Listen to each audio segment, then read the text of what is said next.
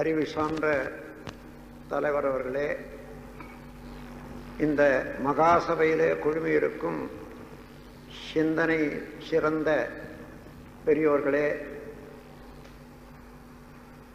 அருள்நிதியர்களே, அருட்செல்வர்களே, தாய்மார்களே, உங்கள் அனைவருக்கும் எனது மகிழ்ச்சி, என்னுடைய வாழ்த்துக்கள். இன்முகம் என்பதை பற்றி சிந்திக்க இருக்கிறோம். அது எங்குமே தேடிப்பெற வேண்டியது இல்லை. நம்மிடம் இயல்பாக உள்ளது இன்முகம்தான். நம்மை சுற்றிலும் கோடி கோடி இன்பங்கள் அமைந்துள்ளன. இயற்கையின் பேராற்றலால் ஒவ்வொன்றுமே நேச்சுரல் ரிதம் என்று சொல்வார்களே, அது போன்ற இயற்கை இனிமையோடு அணு முதல் கொண்டு அண்டையீராக முறை தவறாமல் இயங்கிக் கொண்டிருக்கிறது. ஒவ்வொரு பொருளும் அதனதன் அளவிலே அதனுடைய இயக்கத்தை நிகழ்த்தி கொண்டிருக்கிறது. அதையெல்லாம் மறந்து விட்ட போது, ரசிக்க தெரியாத போது நாம் முரண்பாடு அடைகிறோம் மனத்தினிடையே. அங்கேதான் வெறுப்புணர்ச்சியோ கவலையோ ஏற்படுகிறது. ஆசையை விட வேண்டியது அவசியமில்லை, வெறுப்பை விட்டால் அதுவே போதும் என்று ஒரு சூத்திரத்தில் நான் விளக்கியிருக்கிறேன். விருப்பத்தை ஒழித்துவிட முயல வேண்டாம், வெறுப்பை ஒழித்தால் அதுவே மேன்மை நல்கும் என்று. இந்த வெறுப்பு என்ற போது ஆயிரம் ஆயிரம் இன்பங்கள் இயற்கையினாலே படைக்கப்பட்டது நமக்காக. அவற்றையெல்லாம் விட்டு நம்மை ஒதுக்கி வைத்துக் கொள்கிறோம். அதில் எல்லாம் விட்டுவிட்டால் என்ன நட்டம் தானே. எந்தெந்த இடத்திலே இந்த வெறுப்பு ஏற்படுகிறது என்று பார்க்கிற போது, பிறர் செய்யும் காரியம் நமக்கு திருப்தியாக இல்லை, நான் ஏதோ நினைக்கிறோம், அதற்கு ஒத்தவாறு அவர் நடந்து கொள்ளவில்லை என்ற போது வெறுப்புணர்ச்சி ஏற்படுகிறது. உண்மையிலேயே அது அவரிடம் தவறா என்று சிந்திப்போமேயானால், இந்த உலகிலே தவறு என்று கூறுவதற்கு ஒன்றுமே இல்லை. இயக்கத்தொடராக ஒவ்வொன்றும் ஒன்றன் பின் ஒன்றாக நிகழ்ச்சிகள் நடந்து கொண்டே இருக்கின்றன. நான் எந்த நிலையிலே அறிவை வைத்துக்கொண்டு நின்று நோக்குகிறோமோ, நாம் நோக்கக்கூடிய கோணத்துக்கு தக்கவாறு நல்லதாகவோ கெட்டதாகவோ புரியும். அது நம்முடைய மனத்திலே தான் அது தவறு இருக்கிறதே தவிர, நாம் வெறுப்புணர்ச்சிக்குரிய பொருள் உலகத்திலே ஒன்றுமில்லை. ஒரு நாள் நான் தாம்பரம் ரயில்வே ஸ்டேஷனில் இறங்கி நடந்து வெளியே சென்று கொண்டிருக்கிறேன். யாரோ மலங்கழித்திருக்கிறார்கள், அங்கே தெரியவில்லை, கொஞ்சம் இருட்டு, கால் செருப்போடு அழிந்து விட்டது. அதை ஒரு அசிங்கமான மன உணர்வு, வெறுப்புணர்ச்சி உண்மையிலேயே ஏற்பட்டது. அடுத்த நிமிடமே ஏன் இந்த வெறுப்புணர்ச்சி என்று கொஞ்ச நேரம் அந்த காலை நன்றாக புல்லிலே துடைத்து விட்டு, அதிலிருந்து அந்த வெறுப்புணர்ச்சி, அசிங்க உணர்வு, இதில் இருந்து என்னை மீட்டுக்கொள்வதற்காக அங்கேயே நின்று சிந்திக்கிறேன். ஒரு காட்சி, இந்த மலமே பேசுவது போல, அப்பா ஏன் என்னை பார்த்து இவ்வளவு வெறுப்படைகிறாய்? மனமுள்ள உணவாக இருந்தேன், உன்னை போல ஒருவரிடத்துல சேர்ந்த போது, வெளிப்பட்ட போது இந்த நிலையோட வந்திருக்கிறேன். இப்படியே இருந்தாலும் இன்னும் 2-3 நாட்களுக்குள்ளாக நான் தூய்மை அடைந்து விடுவேன். ஆனால் நீ தூய்மை அடைவது எப்போ என்ற அகக்காட்சியாக இருந்தது. அப்பொழுது வெறுப்புணர்ச்சிக்கு என்ன காரணம்? எதுவோ நல்லது கெட்டது, இதுதான் சரி அதுதான் சரி என்று நாம் ஏதோ ஒரு முடிவு வச்சிருக்கோம். அந்த முடிவு தவறான முடிவாக கூட இருக்கலாம். அந்த முடிவில் இருந்து ஒப்பு நோக்கி பார்க்கிற போது நல்லதெல்லாம் கூட தீயதாக உணரும். அந்த அளவில் நாம் சிந்தித்து பார்த்தோமே ஆனால் உலகிலே பகை செய்வதற்கு, பகைப்பதற்கு ஆளே இல்லை, பொருளே இல்லை, நிகழ்ச்சிகள் கூட இல்லை. ஏதோ ஒரு தவறு பிறருக்கு செய்தோம், அவர்கள் மனம் வந்தது, அது இம்பிரிண்ட்ஸ் ஆஃப் சின்ஸ், அது பழிச்செயல் பதிவுகளாக நம்மிடமே அழிந்து விட்டது. அது காலத்தால பழிச்செயல் பதிவுகள் வெளியாகும் போது அது துன்ப உணர்வாகத்தான் வெளியாக வேண்டும். அதற்குரிய சந்தர்ப்பத்தையும் இயக்கத்தையும் இயற்கை தானாக ஏற்படுத்தி கொடுக்கும். அப்பொழுது துன்பப்படுகிறோம். யார் மூலமாக அந்த துன்பம் வந்ததோ அவர்களை வெறுக்கிறோம். இங்கே உண்மை என்ன? என்னுடைய பழிச்செயல் பதிவு காலத்தால வெளியிட வேண்டியதாக, வெளிப்பட வேண்டியதாக, தூய்மை அடைய வேண்டியதாக இருக்கிறது. அந்த காலம் வந்து விட்டது. இயற்கை என்ற பேராதார சக்தி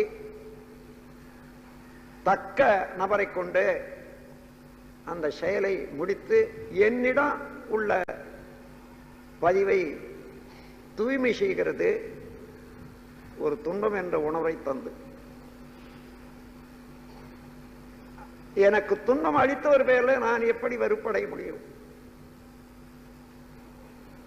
நமது செயல்களில் 3 வகையாக பிரிக்கலாம். அவற்றை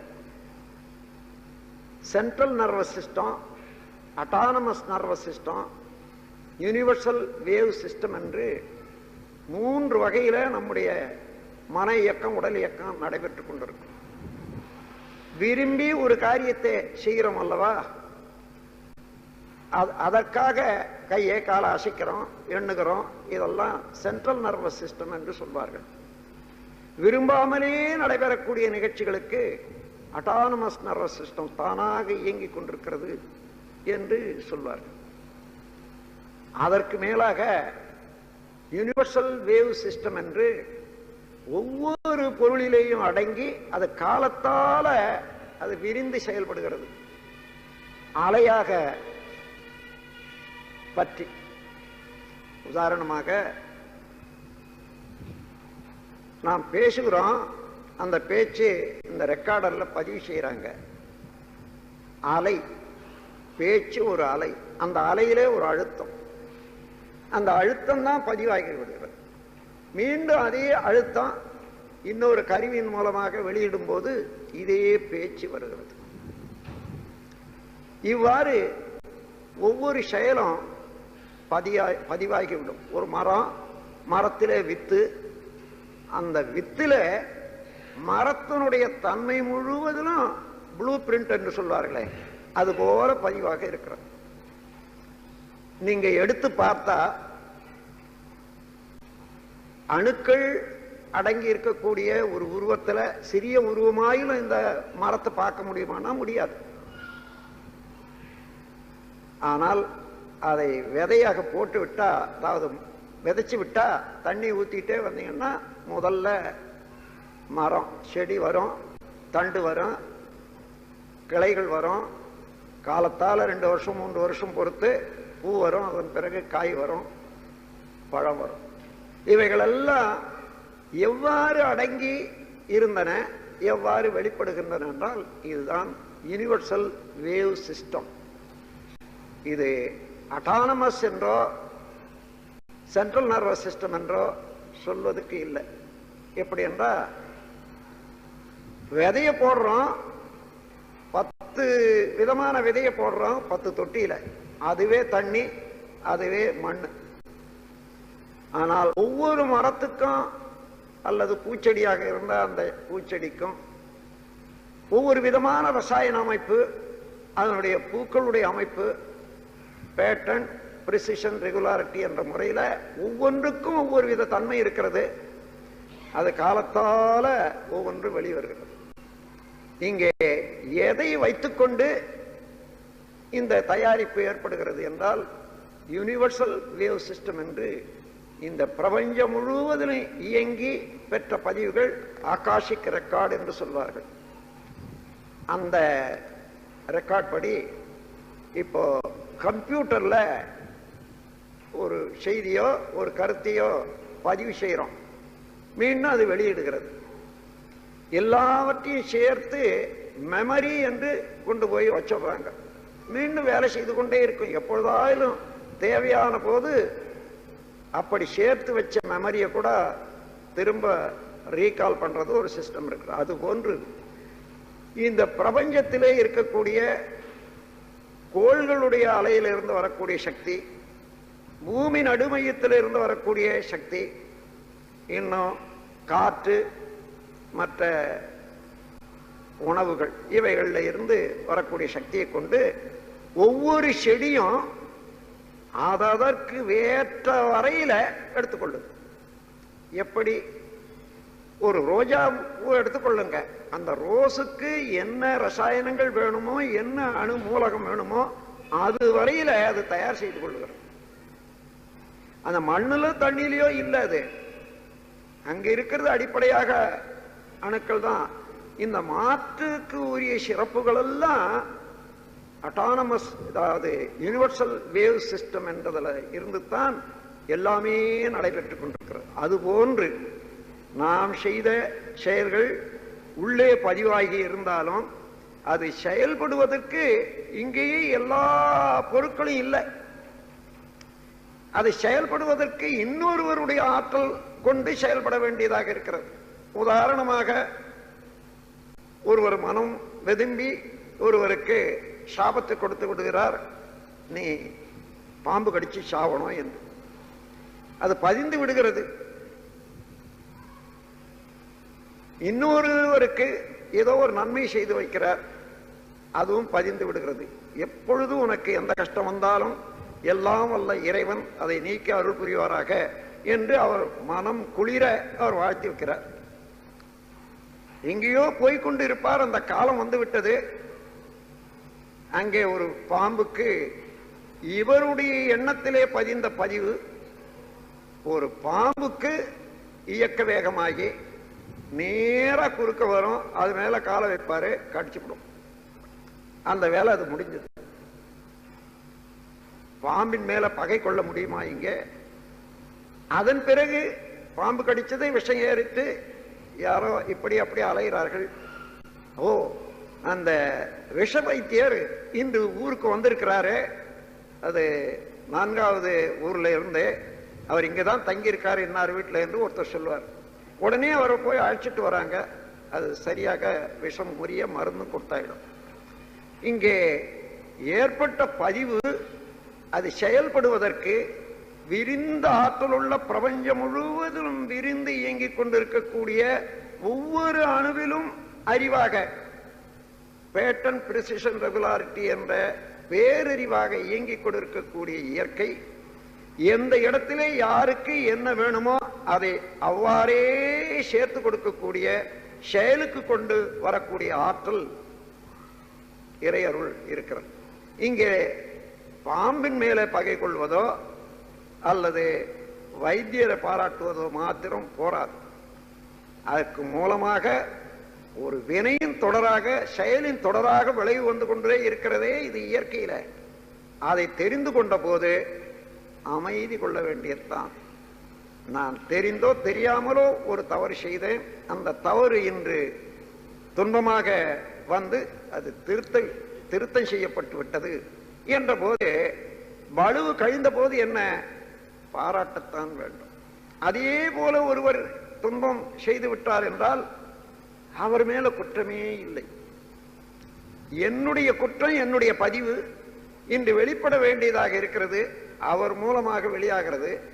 அவரை இந்த யூனிவர்சல் வேவ் சிஸ்டம் என்று இறையருள் திருவருள் என்று சொல்வார்களே, அந்த நிலையில அது தூண்டிவிட்டு அந்த துன்பத்தை எனக்கு ஏற்படுத்தி இருக்கிறது. அதுக்கு காரணம் நானே தான். எங்கே அவரை போய் பகைத்தோ அவரிடம் வெறுத்து கொண்டோ என்ன ஆவது? தேவையே இல்லை. அதற்கு பதிலாக என்னுடைய பதிவை நீக்கி என்னை தூய்மை செய்வதற்கு இறையருள் அந்த மனிதனை உபயோகப்படுத்திக் கொண்டதல்லவா? அவன் பாக்கியசாலி, அவன் வாழட்டும், வாழ்க வளமுடன், வாழ்க வளமுடன் என்று இதுதான் எதிரிகளை கூட வாழ்த்த வேண்டும் என்று வள்ளுவனார் கூறியிருப்பது. துன்பம் செய்தாலும் கூட அவருக்கு நன்மையே தான் செய்யணும். காரணம், துன்பம் செய்தது அவன் அல்ல, அதற்குரிய காரணம் நானே தான். இப்ப அவன் துன்பம் செய்யவில்லை, சரியாக பார்க்கிற இடத்துல எனக்கு நன்மை தான் செய்திருக்கிறான். அடங்கி இருந்த ஒரு அழுக்கை துடைத்து விட்டான், அவன் வாழ்க. இந்த மாதிரி இயற்கையினுடைய பேர அருள பிரபஞ்சம் முழுவதும் நிரம்பி ஒவ்வொரு அணுவிலும் அறிவாக இயங்கிக் கொண்டிருக்கக்கூடிய அதே ஆற்றல் எல்லா பொருளிடத்திலும் இருக்கிறது. அவரவர்களுடைய வினைக்கு தக்கவாறு காலத்தோட அதனுடைய விளைவுகளை கொண்டு வந்து சேர்க்கக்கூடிய ஆற்றல் திருவிளையாடல் என்று சொல்வார்கள்.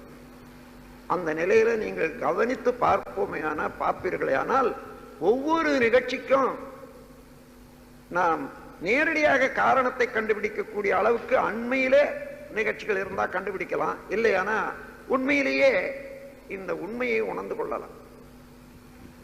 அதைதான் அது அதிர்ஷ்டம் என்று சொல்வார்கள். திருஷ்டம் என்றால் தெளிவாக பார்க்கக்கூடியது, அதிர்ஷ்டம் என்றால் தெளிவாக புலன்கள் மூலமாக உணர முடியாது, ஆனால் நடைபெற்றுக் கொண்டிருப்பது. அதை அதிர்ஷ்டம் என்ற வார்த்தையினால சொல்வார்கள். அந்த முறையில சரியாக நாம் கவனிக்கும் இடத்து உலகிலே குற்றவாளி யாருமே இல்லை. ஒரு குற்றவாளியே இருக்கிறான் என்று நீங்கள் இன்று அவனை குற்றம் சாட்டலாம் நீதிமன்றத்தில். ஆனால் ஒரு மனிதன் குற்றம் செய்தானேயானால் அந்த குற்றம் செய்வதற்குரிய சூழ்நிலை, குற்றம் செய்வதற்குரிய ஒரு மனப்பான்மை, இவைகளெல்லாம் சமுதாயத்திலேயே இருக்கக்கூடிய குற்றம் தான். அப்படி பார்க்கும்போது சமுதாயம் என்பது ஒரு கூட்டு, அதுல நானும் ஒரு பார்ட்னர் தான் என்று எடுத்துக்கொள்ள வேண்டியதா இருக்கும். எனவே சமுதாய அமைப்பினிலேயே உள்ள குறைபாடே தனி மனிதன் குற்றங்கள் அனைத்துக்கும் மூலம். சமுதாயம் தனியாரை தண்டித்து மேலும் ஒரு தவறிழைக்கும் செய்கையினை நீதியெனில் நன்றோ. இப்பொழுது நாம் நீதி விசாரணை செய்து நீதி என்று வழங்குகிறோமே, இரண்டாவது குற்றம் என்பது என்னுடைய கருத்து. முதலிலே ஒரு மனிதன் குற்றம் செய்வதற்கு உரிய வாய்ப்பை கொடுத்து அவன் வளர்ந்த வகை, வளர்க்கப்பட்ட விதம், சமுதாயத்திலே உள்ள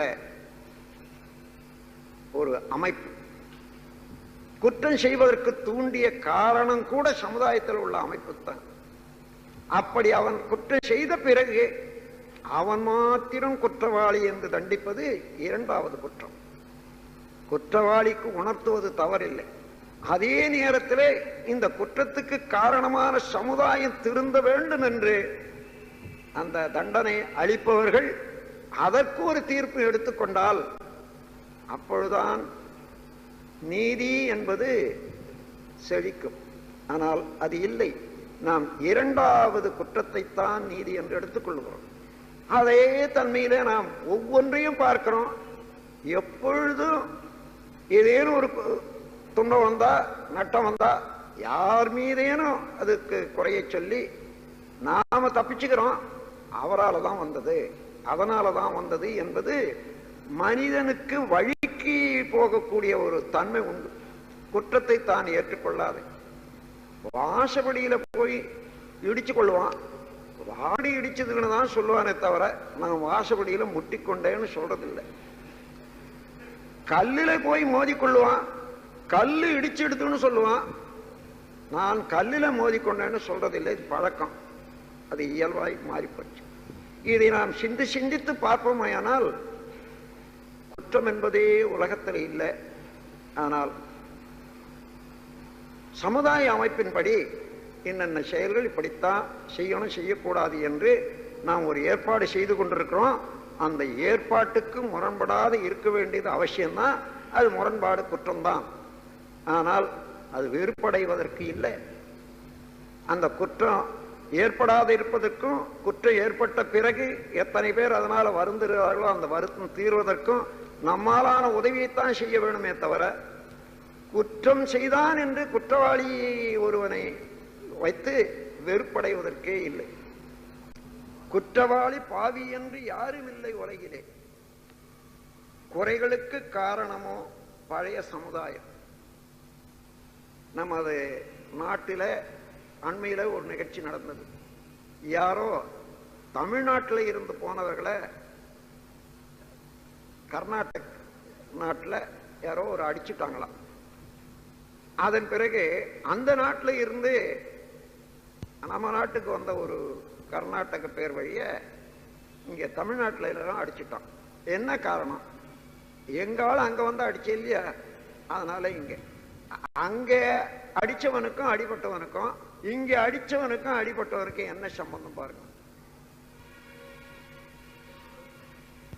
இந்த அளவில் தான் நம்முடைய குற்றச்சாட்டு இருக்கிறது. அதே போலதான் நாம் எந்த குற்றமும் இப்படி சம்பந்தம் இல்லாததை நாம் சம்பந்தமாக்கி கொண்டு குற்றம் குற்றம் குற்றம் என்று நேரடியாக நல்லதெல்லாம் கூட அதில் உள்ள நன்மை உணராத குற்றம் குற்றம் என்று சொல்லி குற்ற உணர்வு அதிகமாக ஆக நமது உள்ளுணர்வும் மேலாக உள்ள இயங்கிக் கொண்டிருக்கக்கூடிய புறமனமும் வேறுபட்டு இணைப்பு இல்லாத தவித்துக் கொண்டிருக்கிறது. எந்த இடத்துல அமைதி வறுமை என்றால் உள்ளுணர்வும் வெளியில் இருக்கக்கூடிய இயக்கமும் ரெண்டும் நடைபெறணும், ஒன்றா இருக்கணும். உதாரணமாக ஒரு குற்றம் செய்த ஒருவனை நீதிமன்றத்தில் நிற்க வைத்து, அப்பா ஏன் இந்த குற்றம் செய்தாய் என்று நீதிபதி கேட்கிறார். நான் செய்யவே இல்லைங்க, சும்மா சொல்றாங்க.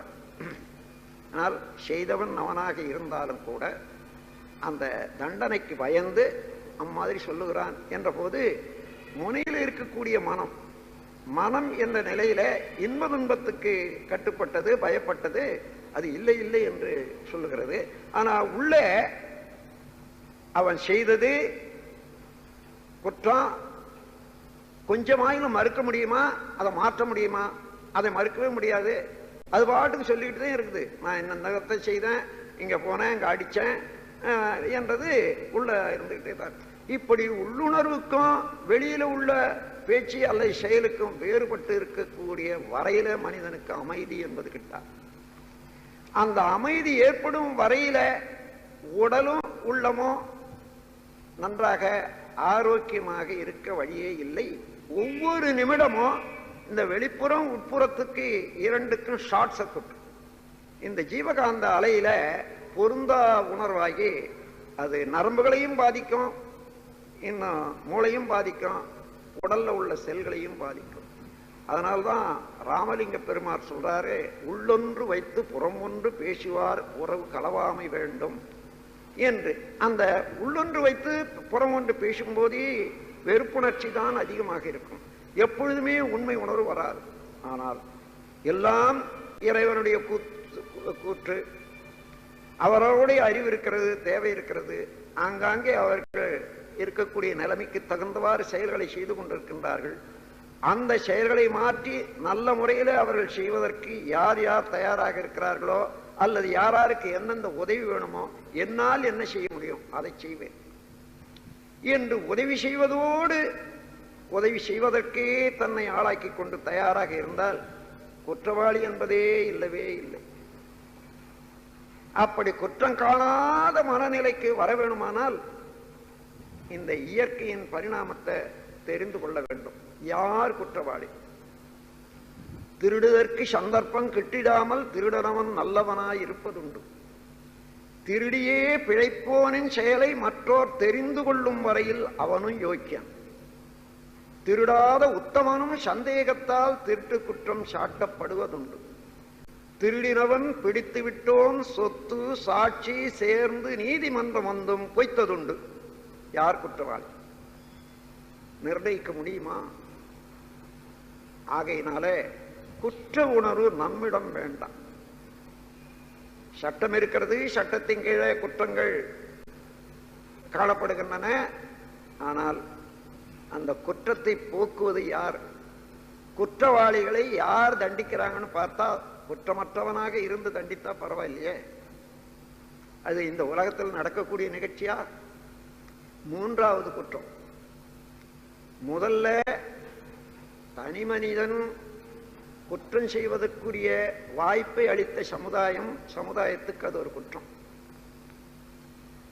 இரண்டாவது, அவன் மாத்திரம்தான் குற்றவாளி என்று அவனை தண்டிப்பது என்பது இரண்டாவது குற்றம். இன்னொரு குற்றவாளி அவனை விட மேலான அதிக கடும் குற்றவாளிய அவனை தண்டிக்க செய்யறது இருக்குது.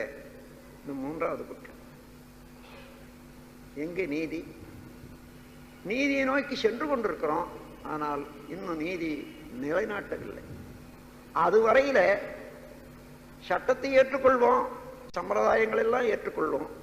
ஆனால் நம்மிடம் உள்ள குற்ற உணர்வை தள்ளிவிட்டு எல்லோருக்கும் இனிமை செய்ய. குற்றவாளி என்பதை தண்டித்தாச்சு. ஆனால் அவனுக்கும் அங்கே இருந்து வெளியே வர்ற வரையில உணவு வேண்டிய ஏற்பாடெல்லாம் செய்ய ஏற்பாடு அதே அறிவில செய்திருக்கிறாங்க. நடைமுறையில செய்யற போது கொஞ்சம் அது சரியாக வராதிருக்கலாம். ஆகவே அந்த முறையில பார்த்தா குற்றவாளிகள் என்பது நாம் வெளியிலே எத்தனை பேர் குற்றவாளி ஆக்கிறோமோ அதை விட நம்மிடம் குற்றம் மலிந்து இருக்கோம். ஆழ்ந்து ஆழ்ந்து ஆராய்ச்சி செய்து நம் குற்றத்தை நீக்கிக் கொள்ள முயலும் போது பிறர் குற்றத்தை மன்னிக்கக்கூடிய தகமை ஏற்படும். பிறர் குற்றத்தை மறக்கக்கூடியது அல்லது பாராட்டாமல் அவர்களுக்கு நன்மை செய்யக்கூடிய அறிவு வந்துவிடும்.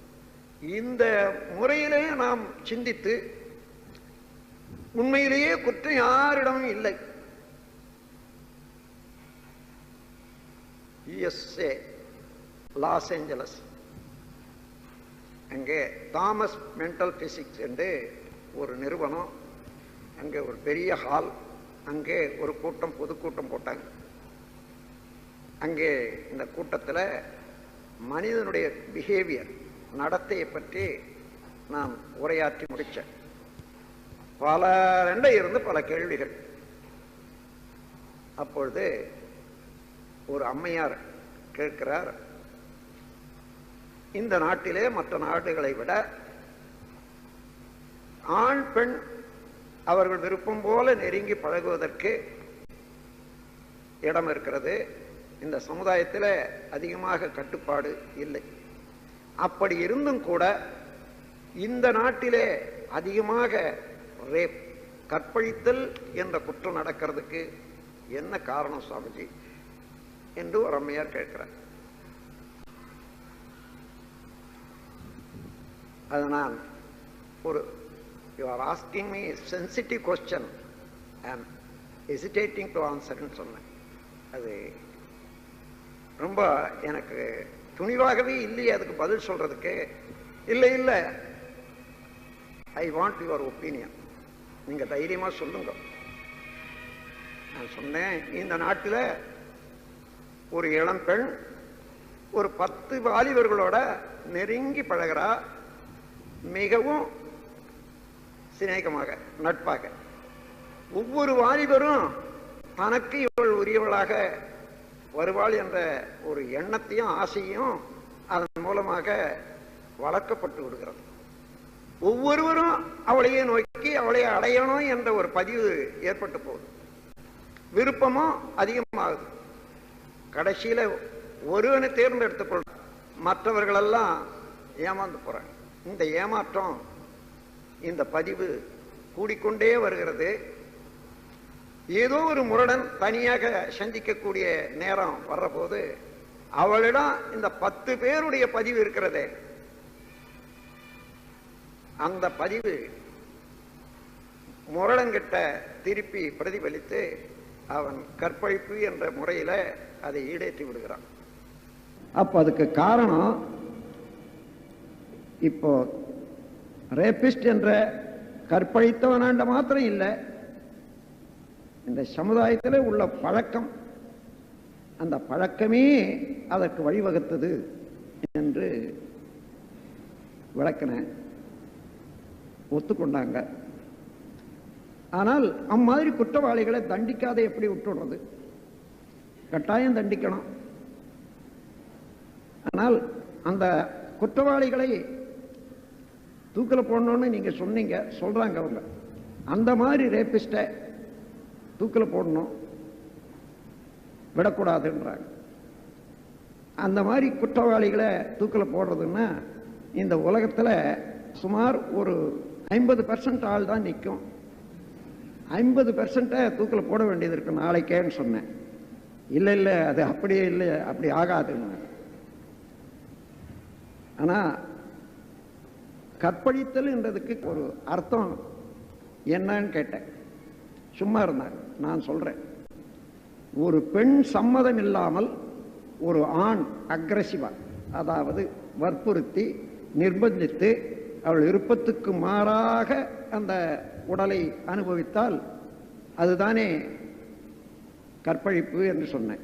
ஆம், எல்லாம் ஆம் ஆம்.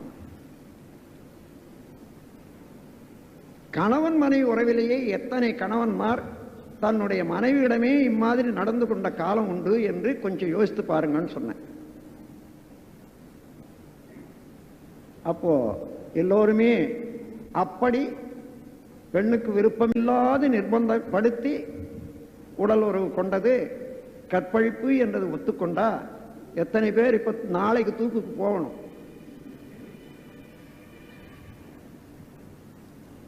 ஆனா அது சட்டத்துக்கு கீழே ஒரு பதுங்கிறதுக்கு இடம் வச்சுறதுனால அது குற்றமில்லைன்னு நினைக்கிறோம். அதாவது கல்யாணம் இந்த குற்றத்துக்கெல்லாம் பதுங்க இடமா? திருமணம் என்பது குற்றவாளிகள் பதுங்க இடம் அல்ல. அது மாதிரி உணர்ந்து நடக்கக்கூடிய காலத்தில் இந்த குற்றமெல்லாம் வராது. ஆனாலும் இந்த குற்றம் பெரிய குற்றம் என்பது சரி, அதெல்லாம் நடக்கிறதுக்குரிய காரணம் அறிந்து இளம் வயதிலேயே கல்வியிலேயே இந்த வாழ்க்கை கல்வி உலகில் தெளிய கற்றுக்கொள்ளக்கூடிய அளவுக்கு, கற்றுக் கொடுக்கக்கூடிய அளவுக்கு பிஹேவியர் ஆஃப் மேன்கைண்ட் அது வரணுமா, வந்த பிறகு சரியாகும் என்று சொன்ன அந்த வினாவுக்கு விடையை கொடுக்கிறப்போ அந்த முறையில் குற்றவாளி பாவி என்று யாருமில்லை உலகிலே. குறைகளுக்கு காரணமோ பழைய சமுதாயம், அவங்க அப்பா அம்மா அல்லது 3வது தலைமுறையில செய்த குற்றங்கள், பழிச்செயல்கள் பதிந்து இந்த காலத்தில் அவன் செய்யறான். அவன் எண்ணத்தில் தோன்றியது அது கருப்பதியினால வந்தது கூட பல எண்ணங்களும் பல செயல்களும் உண்டாகின்றன. இப்ப இவன் மாத்திரம் குற்றவாளி, இந்த உடலை வைத்துக் கொண்டு இருக்கக்கூடியவன் மாத்திரம் குற்றவாளி என்று சொல்ல முடியாது. அம்மாதிரி இந்த சமுதாயத்தில், மனித சமுதாயத்தில் பல காரணங்கள் குற்றங்களுக்கு இருப்பதனால தனியா அவன் பேர்ல வெறுப்பு அடைவதற்கு பதிலாக அவன் பேரிலே கருணை கொண்டு அந்த குற்றத்திலே இருந்து அவன் விடுதலை பெறவும், அந்த குற்றத்தினாலே படும் துன்பத்திலே இருந்து விடுதலை பெறவும் நான் என்ன செய்ய முடியும் என்ற போதுதான் கருணை என்பது மனிதனை பிறக்கும். அந்த கருணையிலே பிறப்பதுதான் இன்முகம். உண்மையை உணர்ந்து ஒவ்வொரு உயிரினிடத்தும் அந்த இறைவனுடைய திருவிளையாடல் எவ்வாறு இருக்கிறது என்பதை உணர்ந்த போது அறிந்தது சிவம், மலர்ந்தது அன்பு.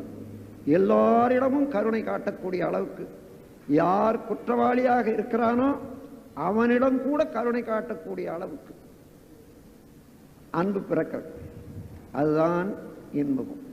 இன்முகம் என்பது இறைவனுடைய ஆற்றலை, இயற்கையினுடைய சட்டத்தை உணர உணர உணர அதோடு ஒன்றி ஒன்றி ஒன்றி வேறுபடாத கணிப்பு நிலையில சுத்தமான கணிப்பு உண்டாகும். வாசப்படியில போய் நான் முட்டிக்கொண்டேன், இடித்துக்கொண்டேன் என்று சொல்லக்கூடிய அளவுக்கு மனம் வரணும், பழக்கம் மாறணும்.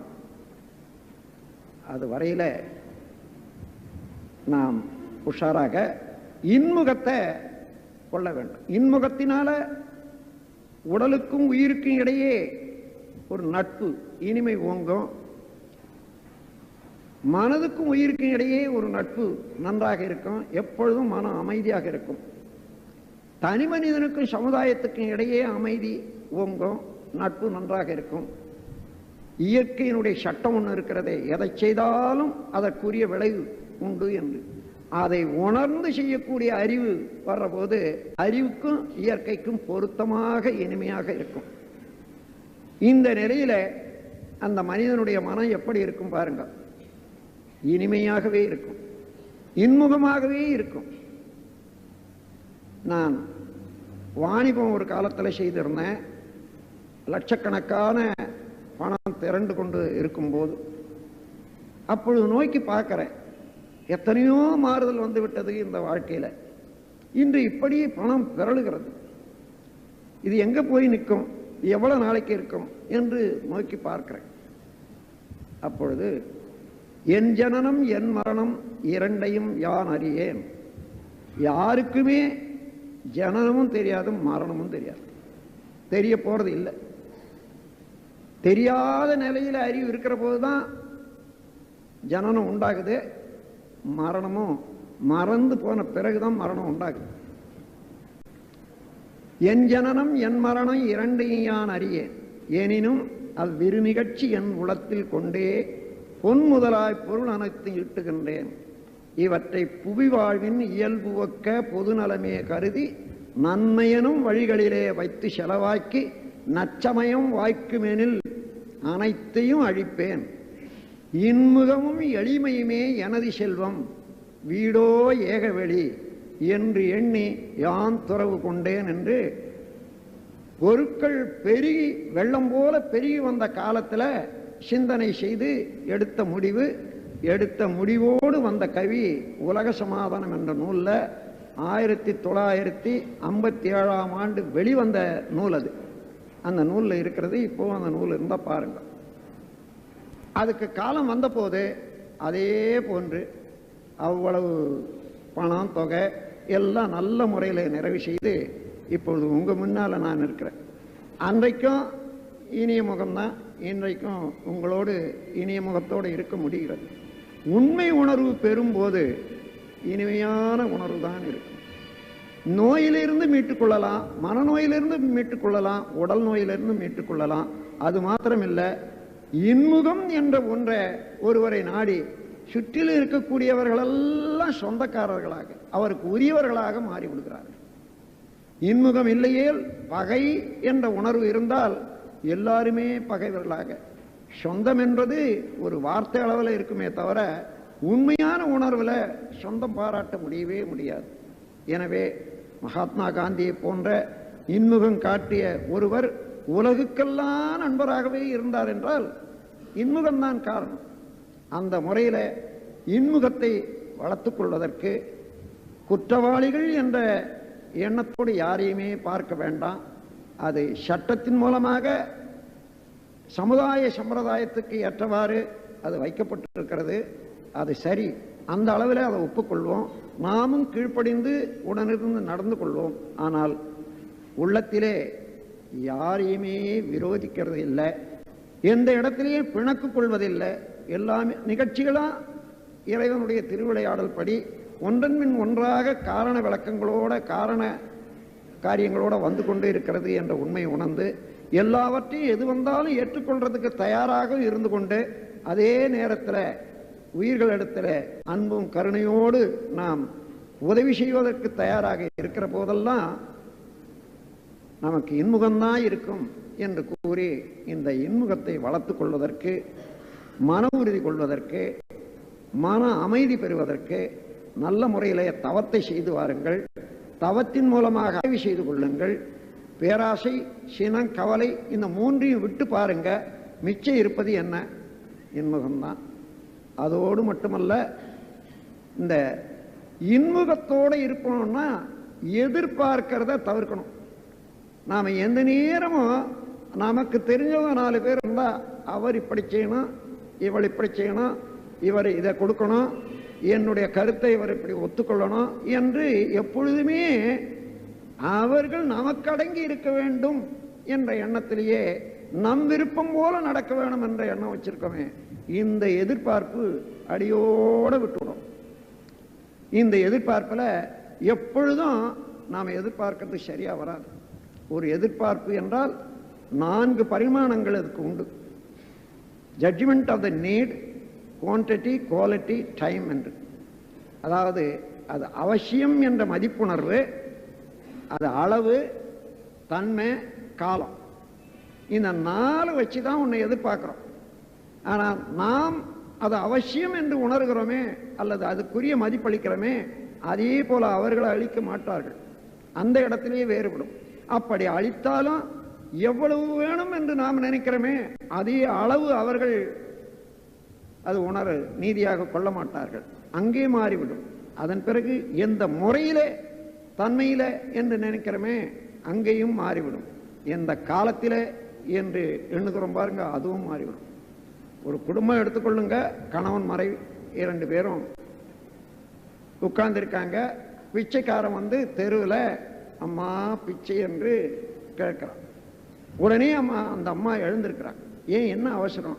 இல்லை, யாரோ பிச்சைக்காரன் சாப்பாடு கேட்குறான். கேட்டால் என்ன, போய்வான்னு சொல்லிட்டு சொல்ல வேண்டியது தானே. இல்லைங்க, கையில் சாப்பாடு இருக்குது, அதை கொஞ்சம் போட்டுட்டு வந்துடுறேன். இங்கே அவ்வளவு அவசியம்தானா என்று அந்த அம்மையார் உணர்ந்தது. அந்த அளவுக்கு இவர் உணரல. அங்கே வேறுபட்டது. சரி, அந்த அம்மா எடுத்துட்டு வரா கையில் சாதத்தை. இவர் பார்க்குறாரு, என்ன இவ்வளவு சாதமா, ஒரு ஆளுக்கு போதுமானது இருக்குதே, இவ்வளவா ஒரு பிச்சைக்காரனுக்கு போடுறது? அந்த அம்மா சொல்கிறா, அதுக்கப்புறம் போட்டுட்டு வந்து அவ்வளவு மிச்சங்க, அது இருந்தாலும் கெட்டு போடும், அவனுக்கு பசியாக இருக்குது சாப்பிட்டோன்னுட்டு. இப்போ அளவில் வித்தியாசம். இவருடைய கருத்துக்கும் அந்த அம்மாவுடைய கருத்துக்கும் அந்த அளவில் வித்தியாசம். அதாவது judgement of the need, quantity, quality. எடுத்துட்டு போனா, அம்மா இந்த சாதத்தை வச்சுக்கிறதுக்கு வாங்கிறதுக்கு இல்லையம்மா ஒன்றும். உடனே உள்ள வந்தா ஒரு இலையை எடுத்துட்டு ஓடுறா. ஏன் இலையை எடுத்துன்னு போற? இல்லைங்க, அந்த பிச்சைக்காரன் கையில ஒன்றும் வச்சில்ல, அது துணியை விரிச்சு கொட்டிட்டு வருவியா, நீ இலையை எடுத்துட்டு போவியா என்று சொல்லுவோம். இங்கே தன்மை வேறுபாடு. அதன் பிறகு முதல்லயே காலம். இப்ப என்ன, எல்லாம் சாப்பிட்டாகட்டும் போடுறேன்னுட்டு சொல்லி போய் வாயா, போய் எல்லாம் சுத்திட்டு வரும்போது வான்னு சொல்ல வேண்டியதானே என்றாரு. இல்லைங்க, இப்போ போட்டாதான் அவன் நாம அப்புறம் தூங்குற போது வந்து கேட்டான்னா நாம் என்ன பண்ண முடியும்? வராதியே போவான், வருவான், அந்த சமயத்தில் தூங்கிடுவான். அதனால இப்போ இப்படி எந்த எதிர்பார்ப்பும் 4 தன்மைகள் அடங்கி உள்ளன என்பதை நீங்க ஆராய்ச்சி செய்துங்க. ஜட்ஜ்மெண்ட் ஆஃப் த நீட், நாம் இது சரி என்று உணர்றோமே அங்கேயே ஒன்று இருக்கிறது. அதன் பிறகு குவான்டிட்டி, அளவு, அது தன்மை, அதுக்கு காலம். இந்த 4ஆல வேறுபடும். ஆளுக்கு ஆள், இடத்துக்கு இடம், நேரத்துக்கு நேரம். ஆகவே எப்பொழுதும் நாம் எதிர்பார்க்கிறது அதே போல வராது. எதிர்பார்த்து விட்டோம் என்று சொன்னால் நம்ம மனத்தால ஒரு எல்லை கட்டி கொள்றோம், விலங்கு போட்டுக்கொள்றோம். அது நீதியாக சரியாக என்ன நடக்கணுமோ வரும்போது ஏற்றுக்கொள்ள முடியாத தவிக்கிறோம். மனம் உடையுது, இடிபடுது. இப்படி ஒவ்வொரு நாளைக்கும் இந்த எதிர்பார்ப்பிலேயே ஏமாற்றம் அடைந்து அடைந்து அடைந்து இடிபடுவது மனம் என்றைக்கு அமைதி பெற முடியும், என்றைக்கு சிந்தனை உயர முடியும் எண்ணி பாருங்க. ஆகையினால எதிர்பார்ப்பதை அடியோடு விட்டுவிட வேண்டும்.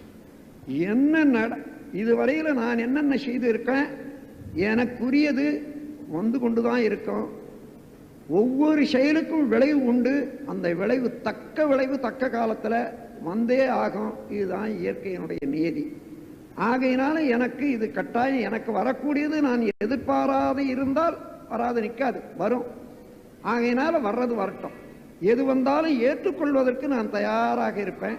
ஏற்றுக்கொண்ட பிறகு அதை எப்படி சரி கட்ட வேணும், எதை கொள்ள வேண்டும், எதை தள்ள வேண்டும், ஏதோடு நாம் எதிர்த்து போராடி அதை வெற்றி கொள்ள வேண்டும் என்றெல்லாம் அதன் பிறகுத்தான் பார்த்து கொள்ளணும் என்ற முறையில் நாம் தயாரிப்பு நிலையில் இருக்கிற போது மனம் விசாலமாக இருக்கும், அமைதியாக இருக்கும், அங்கே இனிமையாக இருக்கும்.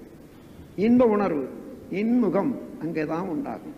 அதோடு யாராயும் தெரிந்தோ தெரியாமலோ நம்மை பகைப்பான், அந்த பகை உணர்வுக்கு வழி ஏற்படும்.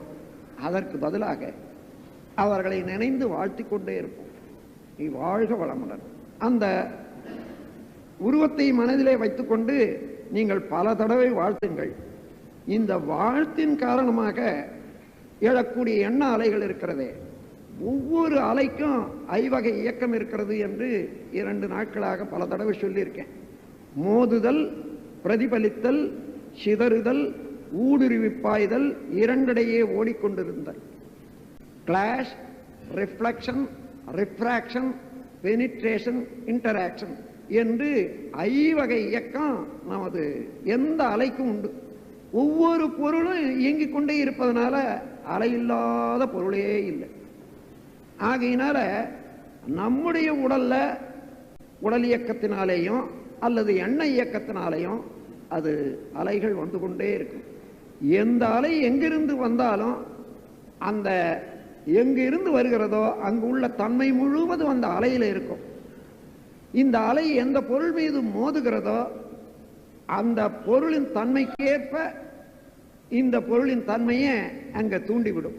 இதுதான் எண்ணத்தினுடைய எண்ண அலையினுடைய இயல்பு. அதனால நாம் என்ன எண்ணுகிறோம், அவர்கள் வாழ வேண்டும் என்று எண்ணுவோம். இரண்டிடையே ஓடிக்கொண்டிருக்கக்கூடிய உயிராற்றல் அலை, இது அவர்களுக்கு நன்மை பயக்கும். நாம் நல்லது என்று எண்ணும் போதே நல்ல அலை நம்முடைய உடல்ல வீசும். இந்த உடல்ல வீசக்கூடிய அலை உடலையும் சுத்தம் பண்ணும், உள்ளத்தையும் சுத்தமாக வைத்துக் கொள்ளும். ஆகவே வாழ்க வளமுடன் வாழ்க வளமுடன் என்று பிறரை வாழ்த்தி கொண்டிருக்கும் போது கூட நாம் வாழ்ந்து கொண்டிருக்கிறோம். நமக்கு உடலிலேயும் உள்ளத்திலேயும் ஒரு அமைதி ஏற்படுகிறது. அமைதி அலை இன்றி வாழ்க என்று சொல்ல முடியாது. வாழ்க என்று சொல்லும் போது அமைதி அலை நம்மிடமே வந்து சேர்ந்துவிடும். இந்த அமைதியிலே அலை யாரை நோக்கி செலுத்துகிறோமோ அவரிடம் சென்று ஊடுருவி நாம் 2 பேருக்கிடையே பல தடவை ஓட்டம் ஓடும்போது அவர்களையும் நம்மையும் ஒன்றிணைத்து விடும். நீங்கள் என்ன எண்ணுகின்றீர்களோ அதை அவர்கள் செய்வார்கள். அவர்கள் வெறுப்புணர்ச்சி கொண்ட போதிலும் கூட சரி, அந்த வெறுப்புணர்ச்சி விட்டு நட்புணர்ச்சியோடு வந்து அவர்களே வந்து ஐயா நான் செய்து தவறு மன்னித்து விடுங்கள் என்று கேட்கக்கூடிய அளவுக்கு எத்தனையோ சம்பவங்கள் நிகழ்ந்ததை நாம் பார்க்கிறோம். ஆகவே அந்த முறையிலே வாழ்த்தி வாழ்த்தி வாழ்த்தி வாழ்த்தி பகைமையை போக்கி இன்முகம் காணலாம் என்று கூறி, இன்முகத்துக்கு நாம் செய்ய வேண்டிய கடமையெல்லாம் முதலிலே குற்றம் என்பது இல்லை என்பதை உணர்ந்து கொள்வதற்கு இயற்கை நீதியை காண வேண்டும், சமுதாய அமைப்பை காண வேண்டும், மனிதனுடைய மனதின் தன்மையை உணர்ந்து கொள்ள வேண்டும். அந்த இடத்துல இருந்து நான் எந்த நிலையில இருந்து என்னை ஒரு கட்டு போட்டுக்கொண்டு அங்கே நோக்கி பார்த்து ஏற்றத்தாழ்வு இருப்பதாக தவறாக உணர்கிறேன் என்று நம்மையும் தெரிந்து கொள்ளலாம். அதன் மூலமாக தெரிந்து கொண்ட பிறகு அதை தவறான கணிப்பு இல்லாமல் வரும்போது இன்முகம் ஏற்பட்டுவிடும். அதன் பிறகு பிரபஞ்சத்தில் எல்லா பொருளும் அறிவுடைய பொருட்களாகவே இருக்கின்றன. அந்தந்த நிலையிலே அது சரியாகத்தான் இயங்கிக் கொண்டிருக்கிறது, ஒன்றன் பின் ஒன்றாக இயக்கங்கள். அதில் நான் அவரோடு என்ன செய்ய வேண்டும், என்னுடைய உதவி அதுக்கு என்ன செய்ய முடியும் என்று தெரிந்து எப்பொழுதுமே உதவி செய்ய தயாராக இருந்தால் இன்முகம்தான் உண்டாகும். கடைசியாக வாழ்த்தி கொண்டே இருப்பது, நம்மை தெரிந்தோ தெரியாமலோ வெறுக்கிறார்கள், எதிரிகளாக பாவிக்கிறார்கள் என்று சொன்னால் அந்த இடத்துல மனதில் ஒரு அன்கம்ஃபர்டபுள் ஃபீலிங், ஒரு மாதிரியான உணர்வு தான் வரும். அதை மாற்றி அமைப்பதற்கு அவரை நினைந்து வாழ்த்த வாழ்த்த வாழ்த்த வாழ்த்த அதையும் மாற்றிவிடலாம். இன்முகமே எப்பொழுதும் நமது சொத்தாக்கி கொள்ள வேண்டும், கொள்ளலாம் என்று கூறி என்னுடைய உரையை முடிக்கிறேன். வாழ்க வளமுடன், வாழ்க வளமுடன், வாழ்க